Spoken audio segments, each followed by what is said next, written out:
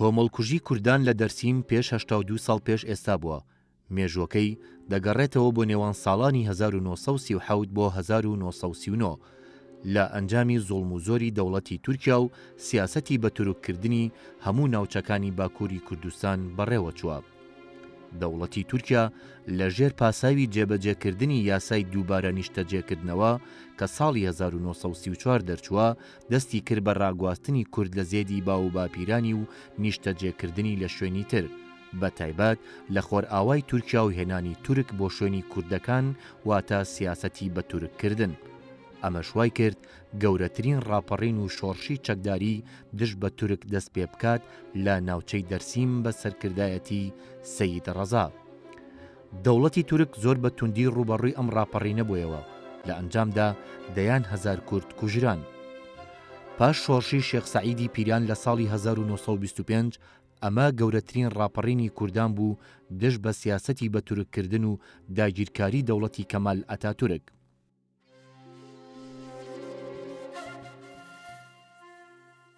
ڕاپەڕینی دەرسیمێکێکە لە ڕاپەڕینە زۆر دیارەکانی سەدەی 20م لە باکووری کوردستان. تاوان ئەم ڕاپەڕینە کۆمەڵی هۆکاری خۆی هەبوو. هۆکاری سەرەکی ڕاپەڕینەکانی کوردەوەیە کە لە دوای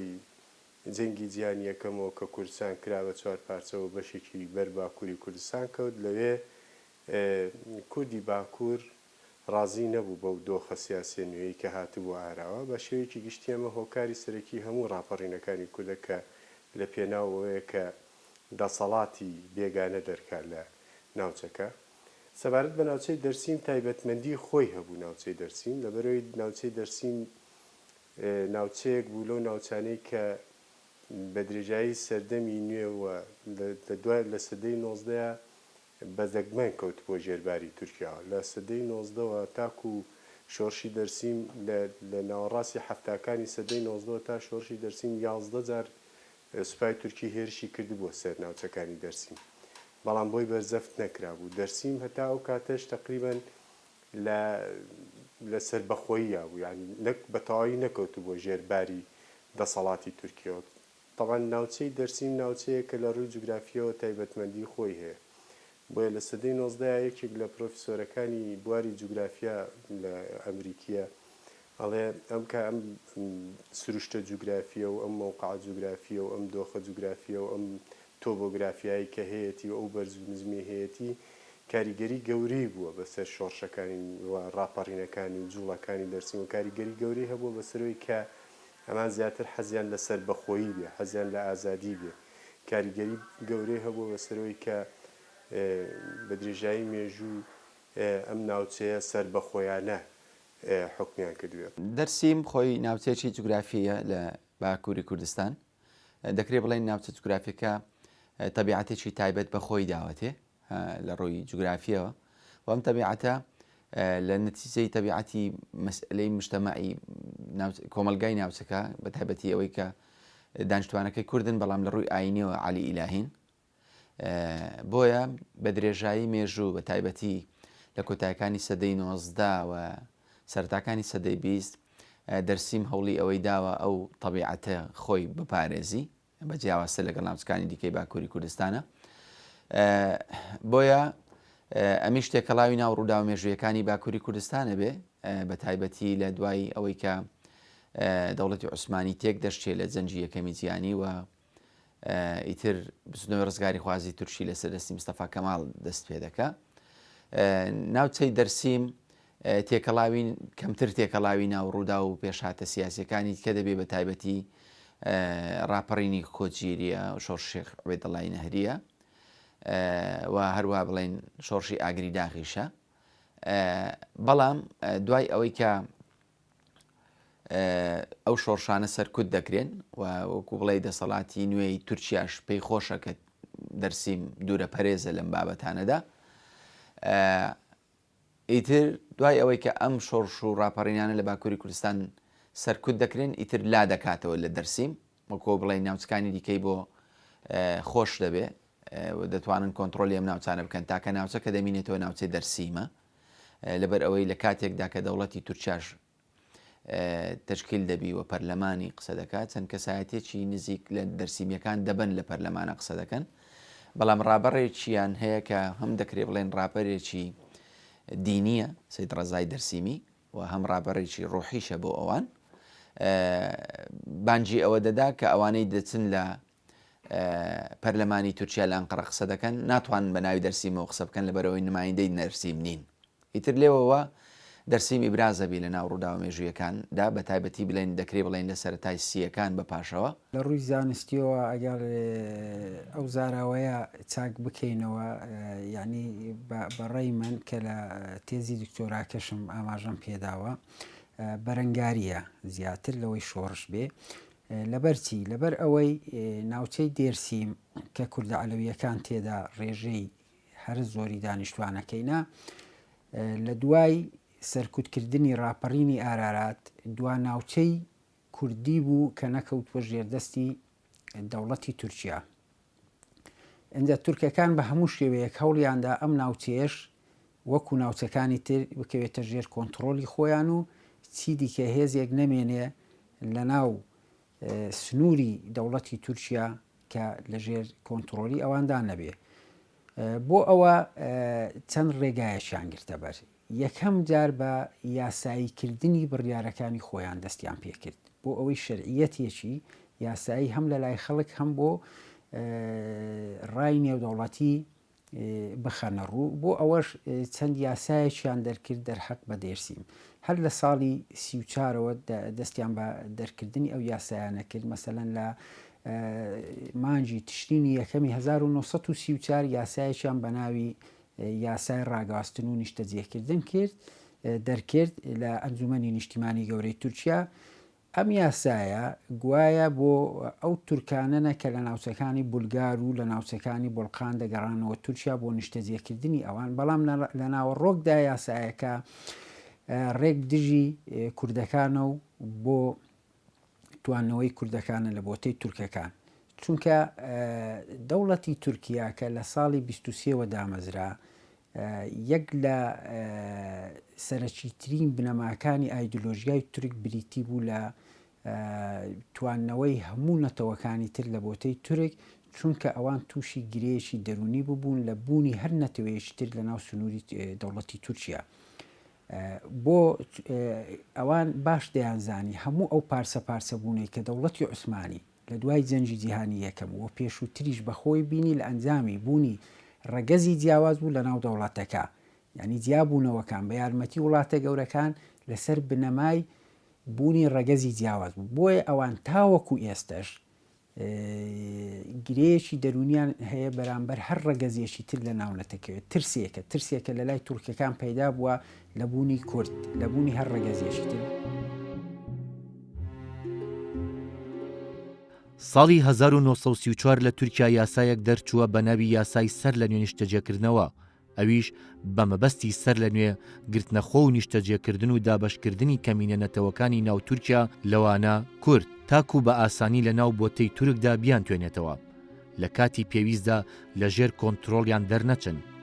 ئەم سیاسەتەش دەوڵەتی عێراق لە ساڵی 1970 جێبەجێ کرد بە ڕاگواستنی هەموو گوندە سەرسنووریەکانی نێوان عێراق و تورکیا و عێراق و ئێران وەک هەنگاوێکی تر بۆ بە عەرەبکردنی کوردستان و تواندنەوەی کورد لە بۆتەی عەرەبدا هەروەک لە سنووری خوارەوەی کوردستان لە ساڵەکانی 1963وە دەستی بە تعریب کردبوو بە تایبەت ناوچە نەوتیەکان نزیک کەرکووک و خانەقی و عینزالە. دواتر دەوڵەتی تورک لە ساڵی 1935دا دەستی کرد بە کۆچی زۆرە ملەی دانیشتوان و ڕاگواستنیان تاکو هاوسەنگیەک ئەنجام بدات کە بگونجێ لەگەڵ سیاسەتی بە تورککردندا کوردەکان بگوازرێنەوە ناو زۆرینەی تورک و وردە وردە بیان توێنێتەوە لە خوێندنگا تورکیەکاندا بخوێن و زمانی دایکیان لەبیر بکەن. ئەوەی کە پەیوەندی بە هۆکاری ڕاستەوخۆی ئەم ڕاپەڕینەوە هەیە زیاتر لە دوای ساڵی 1934ەوە هۆکارەکان چەکەراکە ئەو بوو حکوومەتی تورکی قەراری 25 دەرەکات بە پێ و بڕیارە ئەوێ ناوچە کوردیەکان ڕاگوێزێت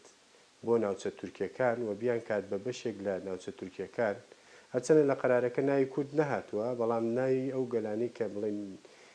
غەیرە تورکن و لێرش بەوازحی دیارەکە کورد گەلێکی غەیرە تورکە ئەوێ لە بۆتەی تورکەکاندا بیان توێنێتەوە و قەرارێک بڕیارێ دەرەچێ بەوەی کە ڕاگوێزرێن و ببرێنە ئەو ناوچانەی کە زۆرینە تورکن و لەوێ ئەمان ڕێژەی 105 زۆرینە تورک بێ ینی کوردەکان ڕێژەی 105 ئەو ملەتان ئەو تورکانە بن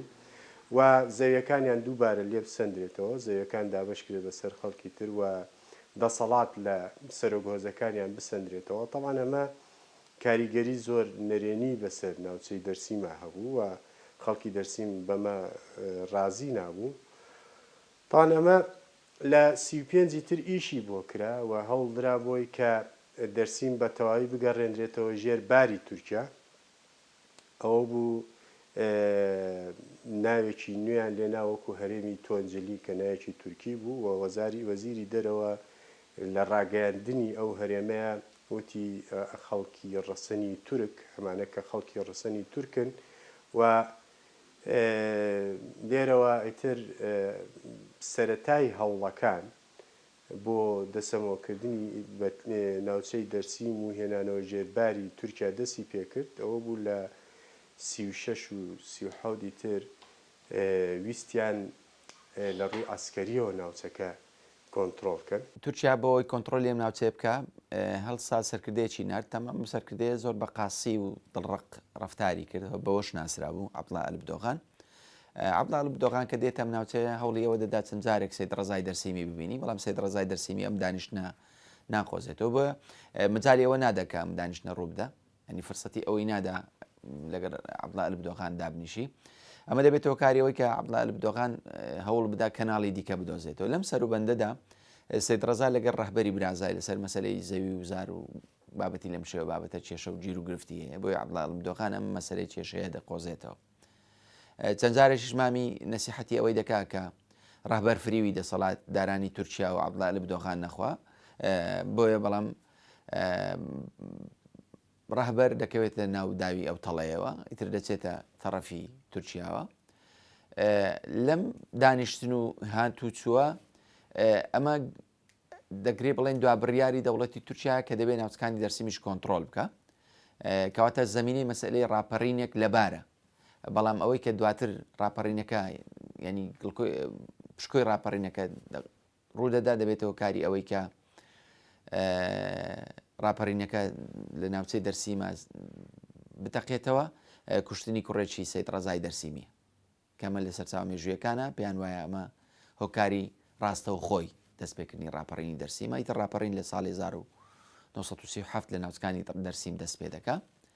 ساڵی 34 یاسای ڕاگواستن بوو ئەو تورکانی لە بولگار و لە ناوچەکانی بەڵقان دەگەڕانەوە دەیانهینا ناوچە کوردیەکان بە تایبەتی ناوچەی دێرسیم بۆ ناوچەی دێرسیم چونکە تاکە ناوچەیەکی کوردنشین بوو کە دەستی تورکەکانی پێدا نەگەیشت بوو بۆ ئەمەش هەڵسان ڕاگواستنیەکی پێچوانەیان دروست کرد واتە کوردەکانی دێرسیمیشیان بە پێی یاساکە ڕابوازن بۆ ناوچەکانی ڕۆژئاوای تورکیا واتە شارە تورکنشینەکان و نیشتەجێکردنیان لەوێ بە ڕێژەی 105 بۆ ئەوەی بە تەواوەتی لە ناو ڕەگەزی تورک بتوێنەوە لە ساڵی 35 یاسایەکی تریان دەرکرد دژ بە دێرسیم کە ئەویش گۆڕینی ناوی دێرسیم بوو بە ناوی تونجەلی ناوی دێرسیمیان گۆڕی بە ناوی تونجەلی ئینجا یاسایەکیان دەرکرد فەرماندەی گشتیان بۆ ئەو ناوچەیەدانەوەتە ئەو پارێزگانوەیە کە بە ناوی تونجەلی دەرچوو عەبدوڵڵا ئەلبدۆغان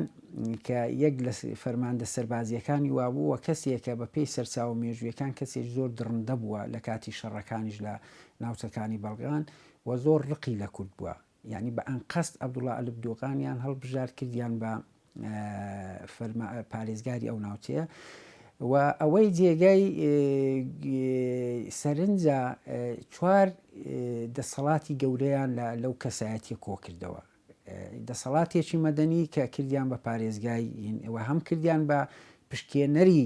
ناوچەی چوارم کە دەرسیمیشی دەگرتەوە و هەم کردیان بە فەرماندەی سەربازی ناوچەکە و جگە لەوە بە یاسایەکی تر دەسەڵاتی دادوەریشکاندا بە ئەلبدۆغان واتە هەر کەسێک کە ئەلبدۆغان بێوێ سزای بدا لەسەر هەر سەر پێچێک بە بێگەڕانەوە بۆ دادگا دەتوانێت سزای بدا. ئەم ڕێکارانەیە کە دەوڵەتی تورکیا لە ماوەی 34 و 35 بە شێوازی یاساگرتێ بەر هەموو بۆ کۆنتترۆلکردنی دەرسیمەوە.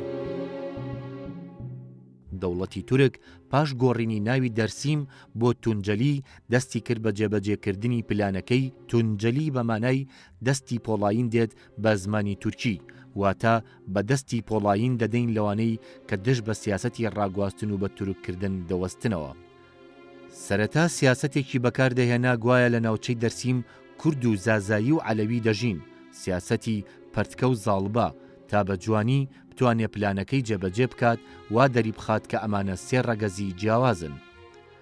ئەو سیاسەتە قێزەونەی تورکەکان لەو کاتەوە تا ئێستا بەردەوامی هەیە کە دەڵێ یەک حزب و یەک نەتەوە لە دوای هاتنە سەر حکمی ئەتاتورک و حزبەکەی دواتریش سیاسەتی یەک تورکیا ئەمانە هۆکارێک بوون بۆ کۆمەڵکوژی هەر کەسێک کە قبوڵی ئەو سیاسەت و حکمەی نەکردبێ. کوردان لە دەرسیم بەم ڕاگواستنە ناڕازی بوون بۆیە ناڕەزایی نامەیەکیان لە کانونی دووەمی ساڵی 1930 نرد بۆ حاکمی ناوچەکە. بەڵام لە جیاتی وەڵام و چارەسەر نامەبەرەکانیان دەستگیر کرد و کوشتیانن. ئیتر ڕاپەڕینی خەڵک دەستی پێکرد دژ بەکردەوەکانی دەوڵەتی تورک. لە چەندین شوێن کەمین و شەڕی چەکداری ڕوویدا دژ بە هێزەکانی تورکیا تێکەڵچوون و شەڕ بەردەوامی هەبوو. تورکیا زیاتر لە 25,000 سەرباز و چەکداری کۆکردەوە لە ناوچەی دەرسیم بڵاوی کردەوە بە مەبەستی سەرکوتکردنی ڕاپەڕینەکە. لە هەر شوێنێک بەرگری هەبوایە دەوڵەتی تورک بە فڕۆکە و تۆپ بۆمبارانی دەکرد و گوند و شارەکانیان وێران دەکرد. خەڵکی مەدەنی ناوچەکەیان کۆمەڵکوژ دەکرد. لە هەندێک شوێنی دوورە شەڕ خەڵکەکەیان بە زۆر ڕادەگواست بۆ شوێنی تر و تورکیان لە جێ نیشتەجێ دەکرد. ڕاپەڕینەکە تا کۆتایی مانگی تشرینی دووەمی ساڵی 1938 بەردەوامی هەبوو. ئێمە دەڵێن بەرەنگاریە چونکە لە دەرسیم ئەو کاتە کەسایەتێک هەبوو کە سەید ڕزای دەرسیمیە. سەید ڕزای دەرسیمی یەک لە بەناوبانگترین سەرکردەکانی ناوچەی دێرسیم بوو. ئێمە ناڵێن هەموو دەسەڵاتی دێرسیم لەژێر دەسەڵاتی سەید ڕزا بوو بەڵام لە هەمویان بەدەسەڵاتتر بوو. سەید ڕزا بەهۆی ئەوەی کە تەمەنی ئەو کاتە لە نزیکەی 75 ساڵ و ئەوە نەبوو بە هیچ شێوەیەک لەگەڵ شەڕکردن نەبوو هەم بەهۆی تەمەنەوە هەم بەهۆی ئەوەی لە بارودۆخەکە گەیشت بوو دەیزانی ئەو بارودۆخەی کە ئەو کاتە تورکیا لە ڕووی نێودەوڵەتووی لە ڕووی هێزەوە تێدا ئەو بارودۆخەی کوردەکان تێدانا کە بە تەنیا ماونەتەوە لەو ناوچەیە لە بەرژەوەندی ئەوان نابێ هەر شەڕێک ڕووبدا بۆیە هەموو هەوڵێکی خۆی خستەگەر بۆ ئەوەی شەڕ ڕوو نەدا. یعنی لە مانگی ئابی 1936 گەشتێکی کرد بۆ ناوچەی ئەلازیک کە ئەو عەبدوڵڵا ئەلەبدۆگانە لەوێ دادەنیشت چووە لای بەس بۆ ئەوەی بگەنە ئاشتی کە چوو بۆ ئەوێ کە گەڕایەوە ماوەی 2 ڕۆژیش ماوە لەگەڵ سەرکردەکانی دیکەی با بڵێ خێڵ و هۆزەکانی ناوچەی دێرسیم کۆبووە بێئومێدیەکی تەواوی پێوە دیار بووە. یعنی زانیویەتی ئەو شەڕە فەرز کراوە و شەڕەکە دەسەپێندرێ بەسەریان بۆیە داوای کۆبوونەوەی بەپەلەی کرد داوای ئەوەی کرد کە هێزیەکی یەکگرتوو پێکەوە دروست بکەن. اینجا کە هێزەکانی تورکیا بەرەو ناوچەکە دێن وە گەمارۆی ناوچەکە دەدەن سەرەتا گەمارۆیەکی زۆر توندی ناوچەکە دەن. یعنی ناڵن هیچ کەسێک لە دەرەوەی دێرسیم بستە ناو دەرسیم و هیچ تاچێک لە ناوەوە دەرسیم بستە دەر ئللا بە وەرەقەی ئەوان نەبێ بە ئیزنی ئەوان بە مۆڵەتی ئەوان نەبێ. مەجموعەیە کەس ویستیان بچم بۆ لای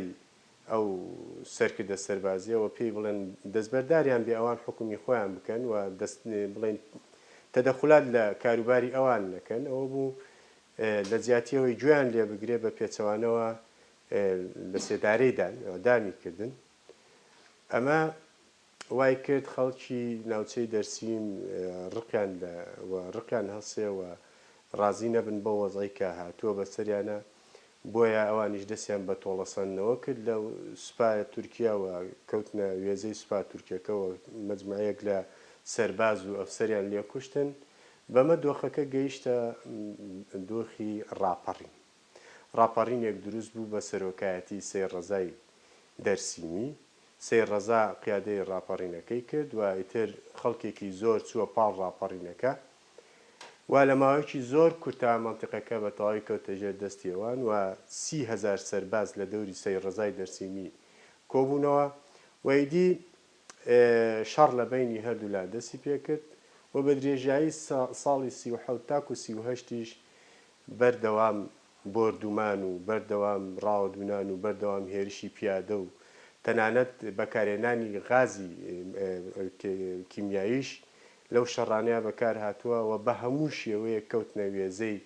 خەڵکی دەرسیم و کەوتنە کوشتن و کوشت و بڕ و دەستیان نە لە مناڵ لە پیرێژن لە ئەختیار لە گەنج لە هیچ کەسێ نەدەپاراست. فترێکی زەمەنی باش دەتوانن مقاومەت بکەن، بەڵام مەخابن دیسان گەڕانەوەی ڕەهبەر بۆ ناو بەفێڵ تورکەکان ڕەهبەری برازای سەید ڕەزا ڕەوانە دەکەنەوە، ئەگەر چی سەرەتا مامی قبوڵی ناکە، بەڵام دواتر دەوروبەری برێن سەید ڕەزا شەکوای لە بۆ دەکەن کە گوایەوە گەڕاوەتەوە ویتر لەگەڵەوان نییە. فری ئەوە دەدەن سەید ڕەزا فریوی سەید ڕەزا دەدا و دەگەڕێتەوە، ئەم فرسەتی گەڕانەوەی ڕەهبەر دەیقۆزێتەوە لە ڕۆژێکدا لە خوانی ماڵدا لە خوانێکی نیوەڕۆیە یان خوانێکی خواردنە یەکێک لە قایدا ئاسکەریەکانی سەید ڕەزای دەرسیم ڕەهبەر فرسەتی لێدێنی ئەم خۆی قایدەکە هەمیش خێزانەکەی دەکوشی. کوشتنی ئەمە و جگە لەوە خیانەتکردنی هەندێک لە ئاغاکانی منطقەی دەرسیم دەبێتەوە کاری ئەوەی کە ڕاپەڕینەکە شکست بینی. ئەگەر چی لەم سەروبەنددا سەید ڕەزا هەوڵی ئەوە دەدا پەیوەندی لەگەڵ دنیای دەرەوە بکە و هەموو ئەو کار و کردەوەانەی کە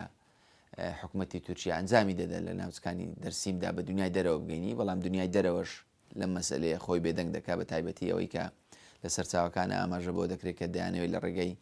سەفیری بەریتانیەوە لە ئێرانە پەیوەندیەکانیان دروستکەن و بارودۆخی ناوچەی دەرسیم بە دنیای دەرەوە بە تایبەتی بە کۆمەڵی گەلان و ئەوانە بگەینن، بەڵام ئەوە نەتیجەیەکی ئەوتۆی نابی. ئیتر دەبێتەوە کاریەوەی کە حکوومەتی تورکیاش ئەوەندە بە شێوازی قاسیانە ینی زۆر تند و تیژ ڕەفتار لەگەڵ ناوچەکانی دەرسیمەکە، تەنانەت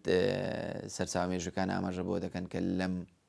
ڕاپەڕینەدا بۆ سەرکوتکردنی حکوومەتی تورکیا گازی ژەهراویشی بەکارینەوە کە کۆمەڵێک خەڵک کە لە شارەکان ناوچەکانە بۆ ناوچە شاخاویەکان چوون، دەرگای ناوچە شاخاویەکانیان لێگرتوون و دەرکانیان لێ قفڵداون و گازی ژەهراویان بۆ ناردنە ژوورەوە. بەپێی بەڵگەنامەیەک کە لە ئەرشیفی سەرۆکایەتی وەزیرانی تورکیادا دەستکەوتووە، باس لە درێژکردنەوەی سەرکوت و کۆمەڵکوژی دەرسیم دەکات بەنهێنی. ئەمە لە کاتێکدا بووە کەسێکی کورد بە ناوی عەلی دۆغان تەمەن 83 ساڵ سکاڵای تۆمار کردووە دژی دەوڵەتی ئەو کاتەی کە کۆمەڵکوژی دەرسیمی ئەنجام داوە.